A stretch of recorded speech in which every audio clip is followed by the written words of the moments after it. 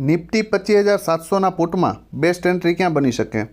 ભાઈ આ મારા મત મુજબ આ પ્રીમિયમ છે ને હજુ કોસ્ટલી છે, બરાબર. જો ભૂલમાં એ મોર્નિંગમાં 36ની આજુબાજુ આવે અને અહીંયા સપોર્ટ લેતું દેખાય, બરાબર, અને જો 45ની ઉપર એક 15 મિનિટની કેન્ડલનું ક્લોઝિંગ પહેલી 15 મિનિટનું આવી જાય તો મારા મત મુજબ વન વેમાં 63 અને 93 બતાવી દેશે.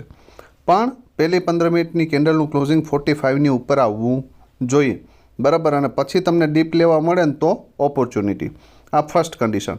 સેકન્ડ કન્ડિશન કે આ પ્રીમિયમ મોર્નિંગમાં જ અથવા તો કલાક પછી પણ 24ની નીચે આવે અને ફરી પાછું 24ની ઉપર નીકળે અને સપોર્ટ લેતું દેખાય તો એન્ટ્રી કરી શકાય. ને જો 36ને બ્રેક કરી દે ને તો 63 પહેલો ટાર્ગેટ અને એનાથી ઉપર નીકળે તો 93 વન વે આવી શકે.